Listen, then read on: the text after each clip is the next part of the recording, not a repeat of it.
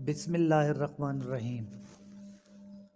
آپ صلی اللہ علیہ وآلہ وسلم نے فرمایا کہ ایمان کے 60 سے کچھ اوپر شاخیں ہیں، اور حیا یعنی شرم بھی ایمان کی ایک شاخ ہے۔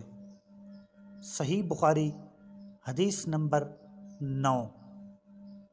آپ صلی اللہ علیہ وآلہ وسلم نے فرمایا، مسلمان وہ ہے جس کی زبان اور ہاتھ سے مسلمان بچے رہیں، اور مہاجر وہ ہے جو ان کاموں کو چھوڑ دے جن سے اللہ نے منع فرمایا۔ صحیح بخاری حدیث نمبر 10۔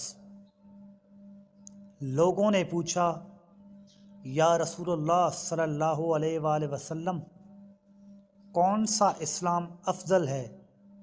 تو نبی صلی اللہ علیہ وآلہ وسلم نے فرمایا، وہ جس کے ماننے والے مسلمانوں کی زبان اور ہاتھ سے سارے مسلمان سلامتی میں رہیں۔ صحیح بخاری حدیث نمبر 11۔ ایک دن ایک آدمی نے ان حضرت صلی اللہ علیہ وآلہ وسلم سے پوچھا کہ کون سا اسلام بہتر ہے؟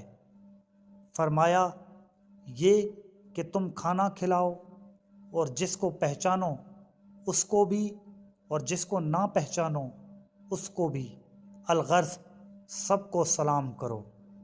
صحیح بخاری حدیث نمبر 12۔